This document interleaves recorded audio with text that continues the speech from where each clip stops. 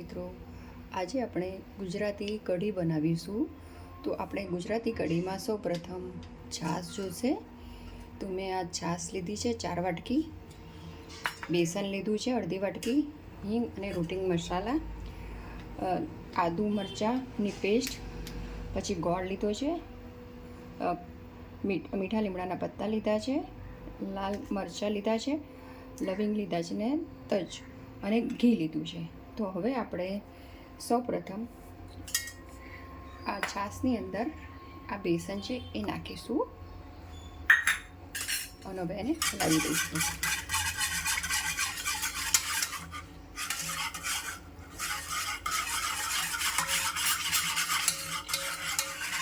આ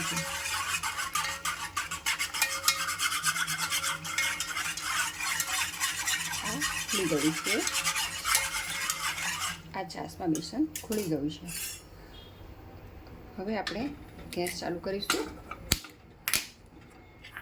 અને કઢીના વઘાર માટે હંમેશા આપણે ઘી જ લેવાનું હોય છે.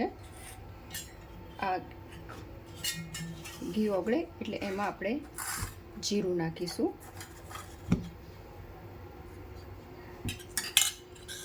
ત્યાં સુધી આપણે અંદર લીલા મરચાં અને આ જે ગોળ છે એ ગોળ નાખી દઈએ.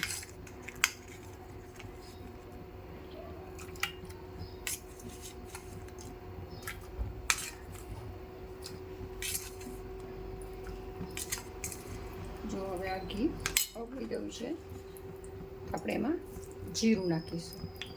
1 ચમચી મેં જીરું નાખ્યું છે.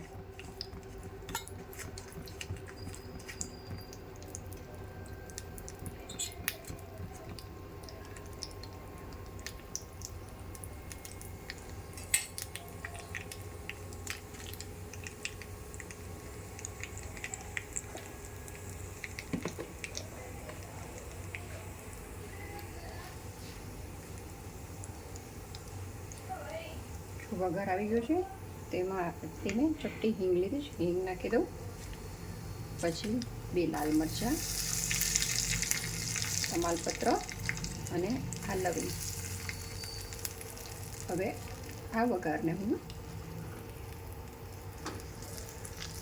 આ કઢીમાં નાખી દઈશ. આ કઢી નાખી છે. હવે આપણે એને ગેસ ઉપર ઉકળવા મૂકવાની છે.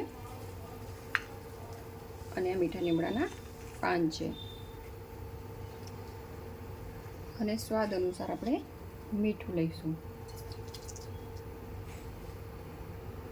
અમે મીઠું નાખ્યું છે.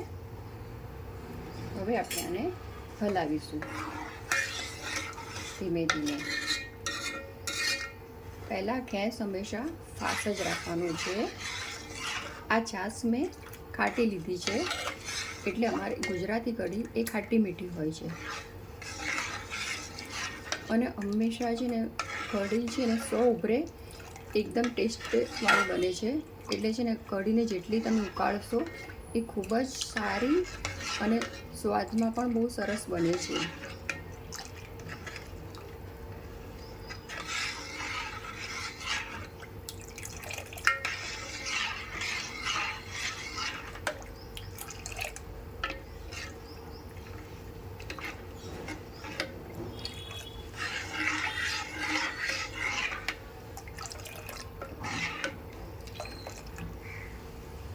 આ કઢીને હવે આપણે આવી રીતે ઉકળવા દેવાની છે.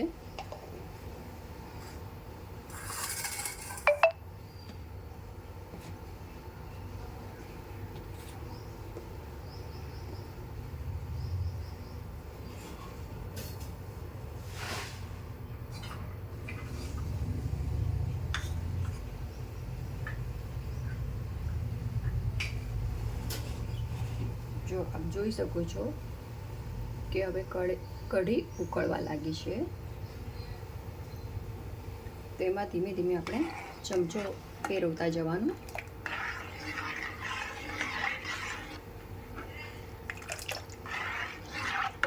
અને જો ખાટી છાશ ના હોય તો તમે આમાં 2 ચમચી લીંબુનો રસ નાખી શકો છો. પણ કઢી હંમેશા ખાટી મીઠી સારી લાગે છે.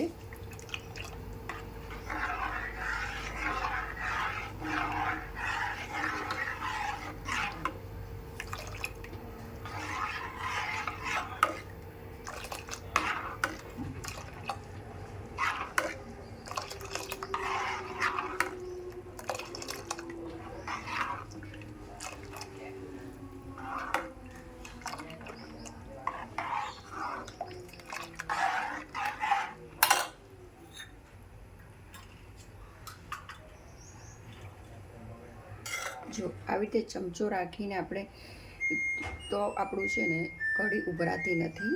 એટલે આવી રીતે ચમચો રાખીને 5 મિનિટ આપણે કંઈ બીજું કામ કરવું હોય તો કરી શકાય છે.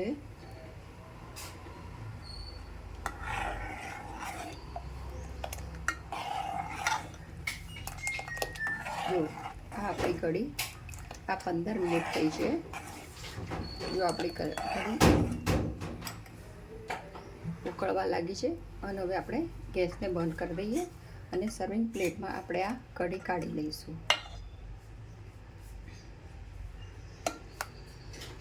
આપણી કઢી રેડી છે. જો આપ જોઈ શકો છો, આ આપણી ગુજરાતી કઢી રેડી છે. જય શ્રી કૃષ્ણ.